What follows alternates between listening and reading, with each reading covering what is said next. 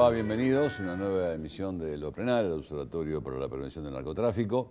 Hoy nos visita el doctor Mariano Federici, que es el presidente de la UIF. Yo cuando digo UIF, vamos a explicar qué es, porque UIF suena para la persona común de la calle medio complicado de entender, que es la Unidad de Información Financiera. Es el hombre que concentra toda la irregularidad del mercado financiero argentino, proveniente ya sea del lavado de activos, del narcotráfico, de la corrupción, de muchas figuras más, como puede ser venta de órganos humanos, prostitución infantil, en fin. Si usted lee la ley de la UIF, realmente contiene todas las atrocidades humanas en lo que la intervención de la UIF corresponde, ¿no? ¿Cómo le va, doctor? ¿Cómo está? ¿Qué tal? Mucho gusto. Gracias, Muchas gracias por venir con usted. Quiero decir algo que no es una alabanza personal, pero debo decírselo porque es algo que acaba de ocurrir en la grabación de estos programas que estamos haciendo. Participó el doctor Arroyo del Frente Renovador, que es la oposición del gobierno actual. Han participado especialistas en lavado como el Roberto Dorio Figueroa y Daniel Suosi. Y realmente todos coincidieron que una de las cosas que anda bien es la UIF. Así que se lo quiero decir porque en general la función pública es bastante desagradable. Muchas gracias. Y realmente en el tema del narcotráfico profundizaron el tema que anda bien la UIF y que anda bien el Cedronar. Después hay falencias, como en todas las cosas, con el tiempo se pueden solucionar. Pero puntualmente me gustaría hacer un repaso en este programa, brevemente, ¿cómo encontró usted la UIF? ¿Qué es lo que la UIF tenía por objetivo y qué cumplía de ese objetivo? Bueno, a ver, quiero recordar que hace tan solo 8 meses sí, claro, que asumimos la gestión, claro, porque la designación de nuestro cargo, el mío yo soy el presidente, también está la vicepresidente María Eugenia Talerico, requirió, digamos, pasar por un proceso de consulta ciudadana sí, que claro, establece la ley, que demoró un par de meses más después de la asunción del presidente de la República, de este nuevo gobierno, ¿no? Entonces, recién a fin de enero asumimos la gestión. Y bueno, nos encontramos con una institución que, digamos, cuya realidad no distaba de la que encontraron muchos otros funcionarios en organismos de control con responsabilidades similares, ¿no? Es decir, una falta de estrategia, falta de planificación, falta de priorización, de un entendimiento real de por dónde pasaban los principales problemas que había que abordar y como consecuencia una falta de uso eficiente de los escasos recursos con los que cuenta el Estado para cumplir con el mandato legal en este caso, ¿no? Así que yo la verdad que ya a 8 meses de gestión no me gusta detenerme tanto en el pasado, porque ya estamos a cargo y somos responsables de la tarea, así que me gusta pensar más en lo que hemos hecho en estos 8 meses, lo que estamos haciendo y lo que pensamos hacer a futuro, porque si bien estamos tratando de reconstruir algunos daños, digamos, causados, también estamos digamos, tratando de darle una impronta totalmente distinta a esta institución y al uso de la misma, que creemos que es una de las instituciones más importantes para combatir delitos graves como el narcotráfico y otras manifestaciones del crimen organizado, por el ángulo que yo considero más inteligente, que es el ángulo económico y financiero, ¿no? Porque recordemos que la organización criminal se comporta en muchas ocasiones como una empresa, digamos, cuyo objetivo es lucrar acumulando riquezas, ¿no es cierto? Entonces, como principio básico de cualquier estrategia es identificar el objetivo del adversario, del enemigo. Acá el objetivo de nuestro adversario, del crimen organizado, es el lucro y nosotros tenemos que atacar el lucro para debilitarlo. Y la manera más inteligente de hacerlo es identificando sus bienes, sus rutas financieras y tratando de articular esfuerzos para despojar a estas organizaciones del poder económico que al fin y al cabo es lo que les otorga poder real, claro, ¿no? Poder corruptor, poder de fuego, poder territorial, ¿no? Entonces, eso es un poco, digamos, nuestra filosofía, tratar de concentrar el esfuerzo y el uso de estos dispositivos en combatir las amenazas más graves a las que está expuesta nuestra nación. Y para eso hace falta primero entender cuáles son, tener un buen mapa de los riesgos y ordenar después el esfuerzo de manera estratégica, ¿no? Teniendo bien en claras esas prioridades y asignando los recursos de manera eficiente para atenderlas adecuadamente y lograr así los resultados esperados, ¿no? Hoy en la Argentina, ¿la primera fuente del lavado de activos proviene del narcotráfico o de la corrupción? Mire, hoy no está hecho todavía el diagnóstico nacional de riesgos de lavado de activos que todo país debería llevar a cabo. En varios países de la región han realizado este ejercicio, pero Argentina todavía no. Y por lo tanto no se ha hecho una medición cuantitativa de cuáles son los delitos que generan más recursos susceptibles de ser lavados. Pero sin lugar a dudas el narcotráfico ocupa un lugar primordial, digamos, entre las principales amenazas generadoras de recursos susceptibles de ser lavados en nuestro sistema. Yo diría que el problema del narcotráfico está íntimamente ligado al de la corrupción y a otras manifestaciones también del crimen organizado, porque la empresa criminal hoy en día no se dedica con exclusividad a una sola actividad, sino que utiliza su logística, sus plataformas para cometer cualquier tipo de actividad ilícita que le genere rédito y que le ofrezca una Incluso oportunidad. Los canales de lavado son comunes tanto la corrupción como el narcotráfico, los canales por los cuales se viabiliza el lavado, ¿no? Por supuesto, los canales utilizados por los criminales para lavar activos no discriminan ni distinguen entre delito precedente. Un canal que resulte atractivo para una organización dedicada al narcotráfico puede de la misma manera resultar atractivo para una que se dedique a la trata de personas o al contrabando, ¿no? Sí, hay un tema que me parece que es absolutamente dominante en lo que hace a la posibilidad de cambio y mejoramiento. Hablamos de lavado, ¿no? Siempre. Que es en el lavado, con la actual legislación, se exige la existencia del delito previo, ¿sí? Un delito concreto, firme, una sentencia firme de delito previo. Hay una teoría, yo he hablado con varios jueces de penal económico, y hay un camino que están emprendiendo varios jueces desde fuera, en lo que entienden que no hace falta el delito previo específicamente, sino una conjetura fundada de la concreción y tipificación del lavado. ¿Qué opina sobre esto usted? Porque cambiarán los tiempos, o sea, una sentencia firme lleva 6 años aproximadamente, si no más, y un tema de conjetura firme en lo que hace, de lo que surge del expediente obviamente, son cosas de 1 o 2 años. ¿Qué opinión tiene sobre lo particular? Yo creo que con la legislación actual no se requiere la prueba de la existencia del delito previo. Lo que se requiere son indicios de la ocurrencia de ilícitos precedentes, digamos, porque después de la reforma del 2011 el delito de lavado de activos ha pasado efectivamente a ser un delito autónomo y puede perseguirse con prescindencia de la demostración del delito precedente que da origen a la ilicitud de los recursos que son eventualmente después lavados, ¿no?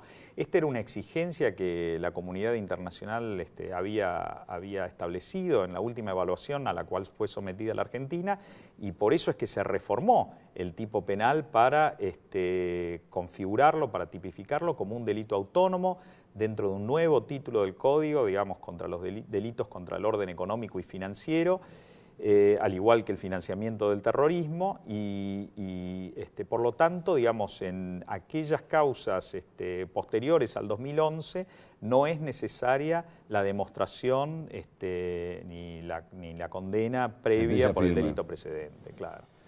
Es interesante esto porque, digo, esto de la conjetura, yo no he visto todavía ninguna sentencia firme en cuanto que se base en la elevación a juicio oral con la conjetura fundada, ¿no? Que es lo que estamos hablando.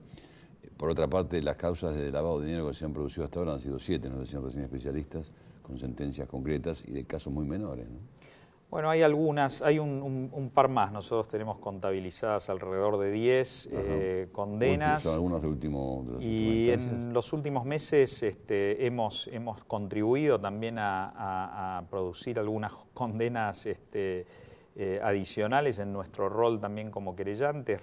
Recientemente, hace unos meses atrás, se logró en los tribunales federales de Mendoza una condena en una causa por comercio de estupefacientes contra una organización criminal, digamos, que operaba ahí en la zona de Godoy Cruz.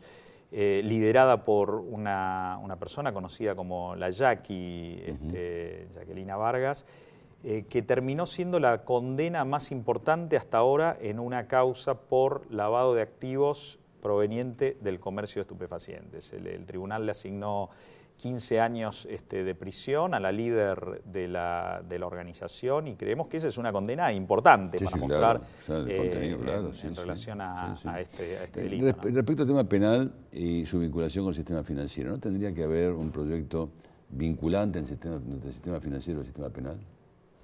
¿Vinculante en qué sentido? Vinculante en cuanto a la forma de comunicación, en cuanto a la forma de actuar. Yo creo que se puede pasar de un estado de inacción a un estado de superproducción de cosas, ¿no? Yo tengo la impresión que el gobierno anterior atosigó de ros a la unidad que usted dirige hoy. O sea, tantas cosas le mandaron que la taponaron y no hicieron nada. El objetivo era no hacer nada, pero esto existió. Bueno, yo le comentaba al principio que digamos, nosotros tenemos un objetivo diametralmente opuesto, digamos, a la forma de trabajar en la que se venía conduciendo esta unidad.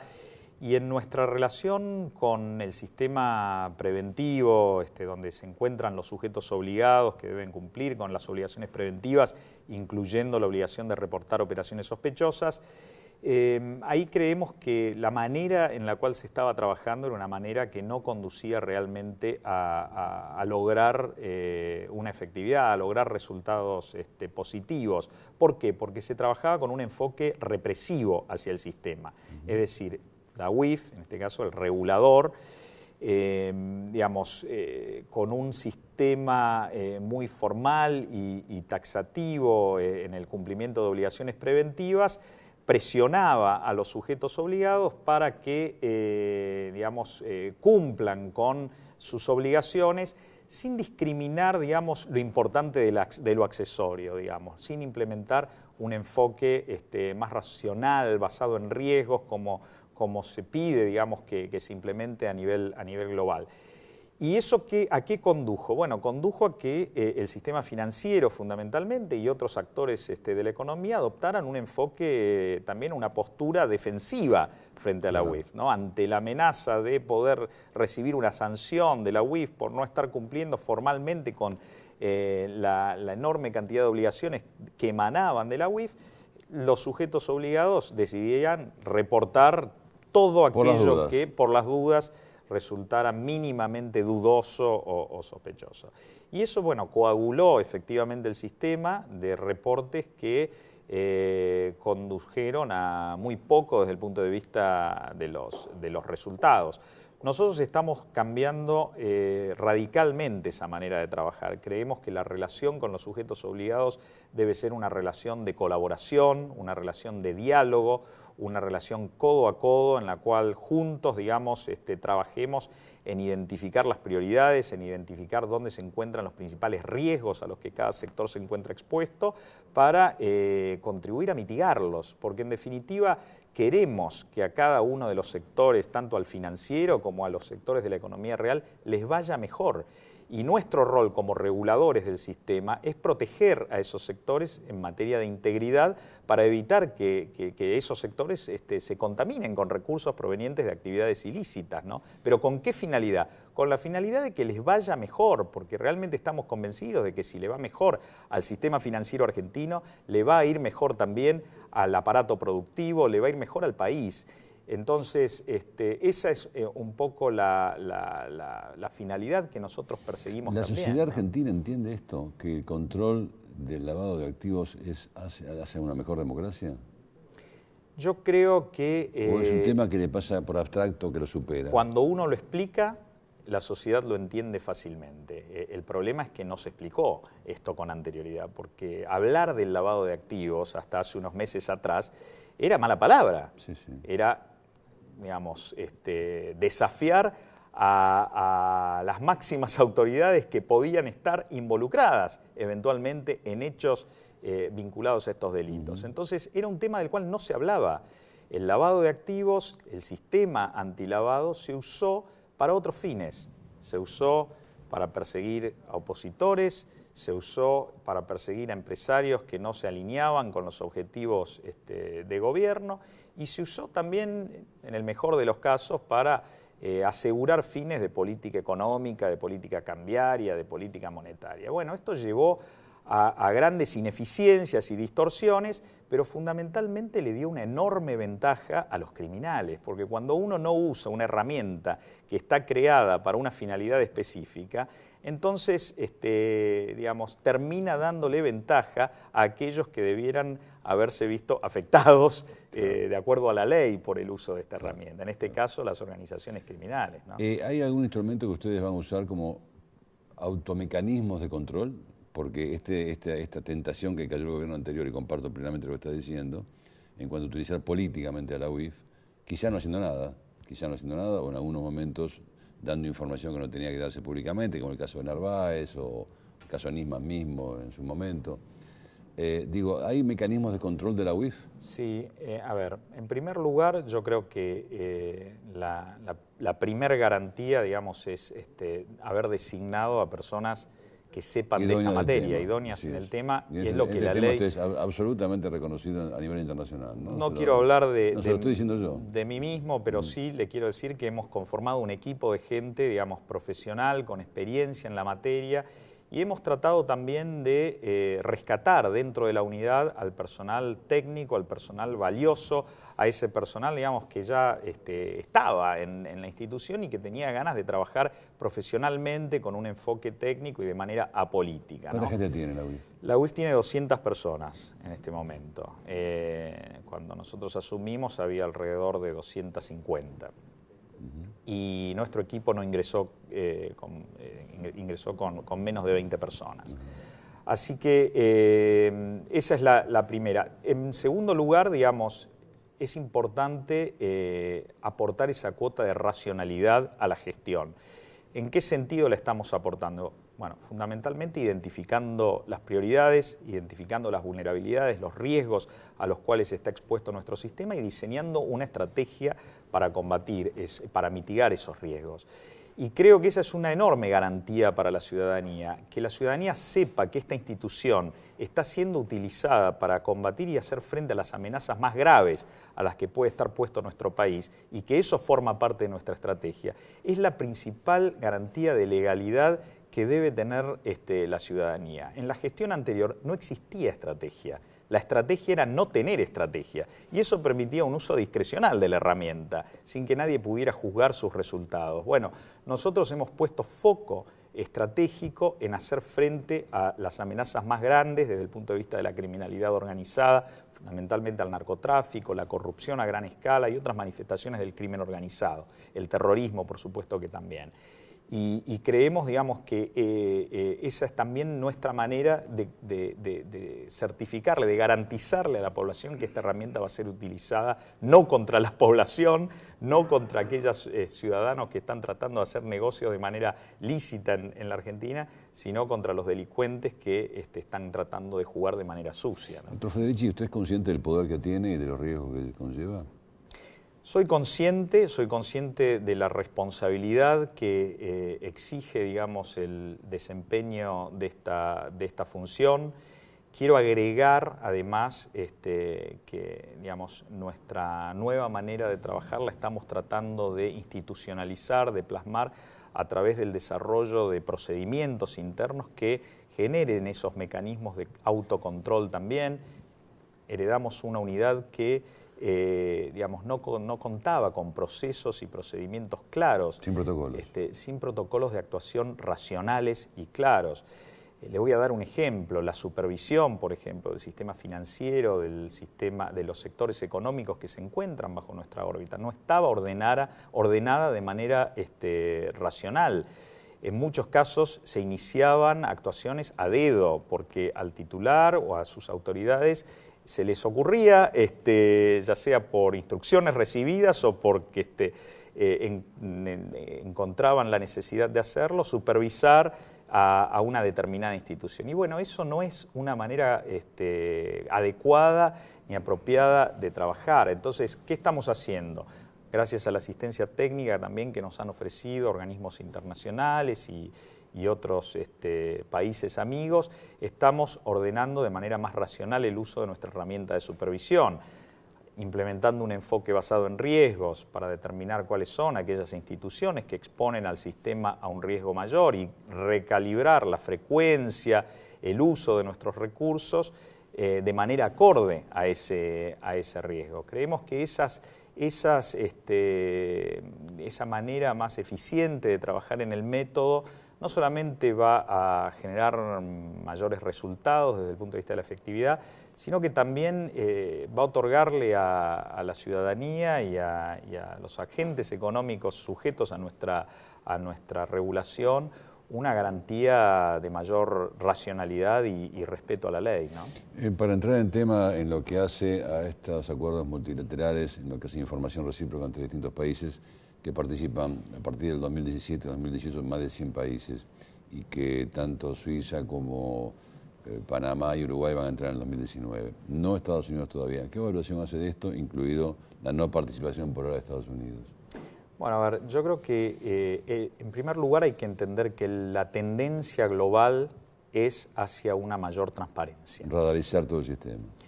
Después de la crisis del 2008 en Estados Unidos, el mundo toma conciencia y se genera un consenso a nivel global de que las cuestiones vinculadas a la falta de integridad en el manejo de sistemas financieros, en el manejo de la economía, pueden comprometer seriamente la estabilidad macroeconómica de los países. Y existe un consenso global hacia, orientado al objetivo de mitigar estos riesgos en materia de integridad. Esto lleva a fortalecer todos los aspectos vinculados a la transparencia. Entonces es en ese contexto en el cual emanan estos acuerdos, en el marco de la OCDE, de la OECD, tendientes a fortalecer el intercambio de información entre países en materia fiscal. Estos intercambios claramente generan una presión sobre aquellas personas que mantengan todavía, recursos fuera del radar del Estado y ya se está sintiendo la incomodidad para aquellos que mantengan sobre todo cuentas bancarias en países que estén próximos a empezar a compartir este tipo de información. Creemos que esa incomodidad de este contexto global, va a generar un incentivo para que aquellas personas busquen la oportunidad de sincerarse y de volver a reconciliarse con la ley. Y ese es un poco el espíritu también impregnado detrás de la ley de sinceramiento fiscal. ¿Usted cree que Estados Unidos va a participar en algún momento de este sistema o de esta nueva tendencia mundial? Mire, Estados Unidos claramente está participando ya de esta tendencia mundial. Ellos tienen sus políticas y sus estrategias. Sus tiempos. Implementan también acuerdos bilaterales con los países. Lo acaba de hacer con Chile. Lo acaban de hacer con algunos de nuestros países vecinos. Nosotros tenemos también nuestros acuerdos de intercambio de información en materia de inteligencia financiera con ellos, que son una manera también de cooperar y de brindar información en este sentido. Y no tengo la menor duda de que Estados Unidos no solamente va a participar, sino que va a liderar estos esfuerzos. Tiene sus formas, o sea, tiene sus tiempos, como usted bien decía, en lo que hace el convenio con Chile, por ejemplo, habla de información recíproca, pero en el caso de Estados Unidos es optativa. Es obligatoria para Chile, pero es optativa en lo que hace concretamente la información que da para Estados Unidos. En realidad este convenio lo tienen con casi todo el mundo, Estados Unidos. No se obliga a informar sobre residentes extranjeros, pero obliga a los estados que firman a informar sobre los residentes americanos en otro país, ¿no? Correcto. Esto es fruto de negociaciones, claro, no quiero opinar del caso chileno, pero es fruto de negociaciones entre países. Hay países con los que sí establecen una reciprocidad simétrica y también tiene que ver con las necesidades de cada país, ¿no? Estados Unidos es el principal centro financiero del mundo. tiene también sus necesidades en materia fiscal. No, obviamente, claro. Y persigue sus objetivos y los defiende en sus políticas. Y nosotros debemos hacer lo mismo desde nuestros intereses, ¿no? Ahora, igualmente, para terminar, porque nos queda muy poco tiempo, se ha agudizado en estos últimos 3-4 años el tema del lavado. Antes el lavado nadie hablaba, era un tema absolutamente desconocido hoy. Por eso digo, y esta exposición suya me parece, usted no aparece mucho en los medios, me parece que aparte es un buen comunicador, tendría que aparecer más en los medios, porque que se explique qué es esto. Señora que está lavando el plato en la cocina y dice, ¿tendría algo que ver yo con esto? El lavado de activos es un tema importante hacia la democracia, hacia la sustentabilidad y gobernación de un país. Explicarlo en la medida que sea un buen comunicador sirve. Yo creo que sí es muy importante hacerle entender a la población la conexión que tiene este delito con los problemas cotidianos que enfrenta la ciudadanía, sobre todo los problemas vinculados a la inseguridad. Fíjese usted que hablábamos al principio, ¿no? Es el poder económico el que otorga poder real a las organizaciones criminales que nos generan problemas de inseguridad en el día a día en la calle. Entonces, si uno no ataca el ángulo económico, el ángulo financiero de estas empresas criminales, entonces no termina de debilitarlas nunca, ¿no? Y creemos que esta es la manera más efectiva, más eficaz de abordar la problemática, sobre todo de la criminalidad compleja. Así es. Mariano Federici, muchas gracias por partida doble, por participar en este programa y permitirnos, si ustedes lo van a poder ver en Abogado de Familias, participar en otro tema que hace a esta cuestión de la UIF respecto a la ley de blanqueo y al tema fundamental de lo que es el lavado emergente de esto. Así que lo agradecemos que participe en 2 programas seguidos, sabemos su tiempo y su agenda que está bastante complicada. Muchas gracias por participar en este programa. Gracias por la oportunidad, un placer. Gracias. Nos encontramos la semana que viene, gracias.